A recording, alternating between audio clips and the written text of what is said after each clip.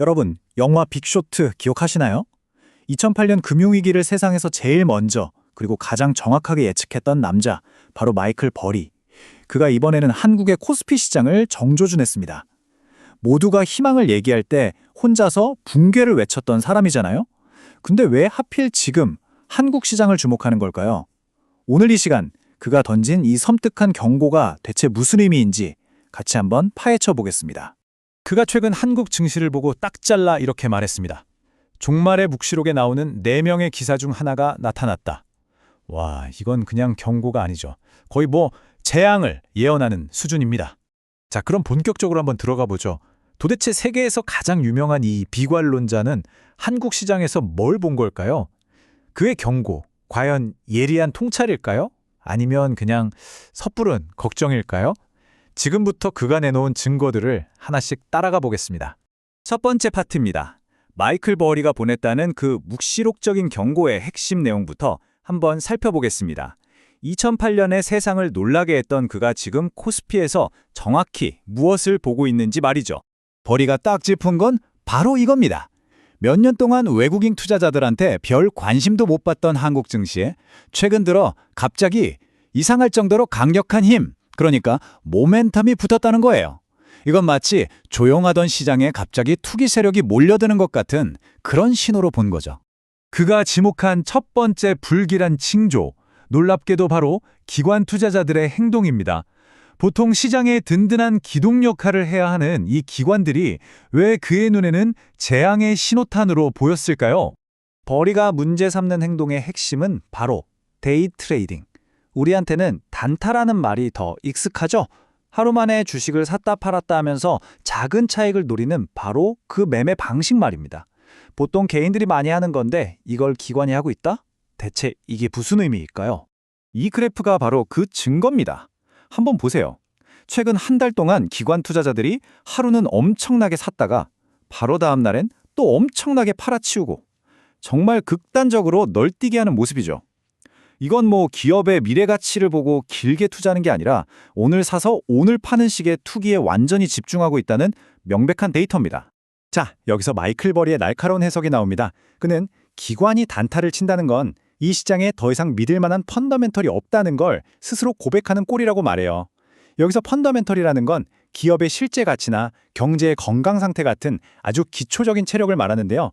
이게 완전히 무시당하고 있다는 겁니다. 바로 이것이 그가 말하는 파국의 전조인 거죠. 심지어 그는 최근 코스피가 12%나 폭락했다가 10% 반등한 걸 보고 이렇게 표현했습니다. 더 큰 추락을 위한 아주 화려한 속임수라고요. 지금 잠깐 오르는 게 결코 회복의 신호가 아니라는 정말 등골이 오싹해지는 진단입니다. 그런데 말이죠. 이런 무서운 경고를 하는 게 마이클 버리 혼자만은 아니었습니다.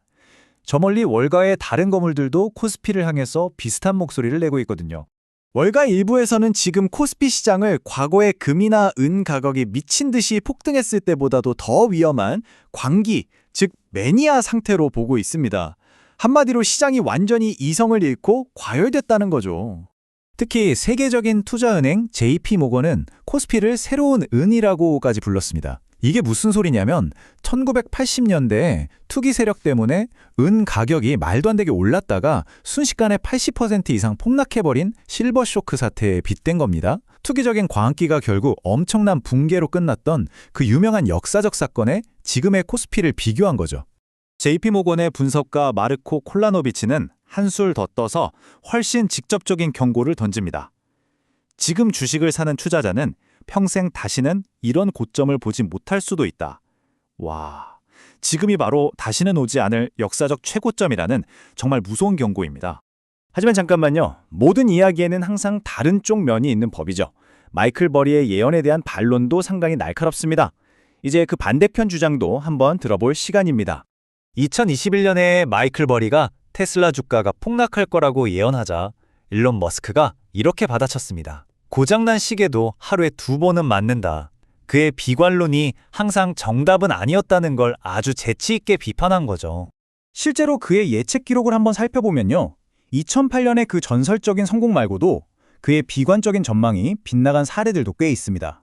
계속해서 시장이 무너질 거라고 경고했지만 모든 경고가 현실이 되지는 않았다는 점, 이건 우리도 분명히 알고 있어야 합니다.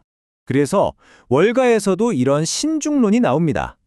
그의 경고에 귀는 기울여야 하겠지만 섣불리 그의 말만 믿고 움직여서는 안 된다는 거죠. 그의 반복되는 비관론에 대해서는 어느 정도 의심의 눈초리를 유지할 필요가 있다는 이야기입니다.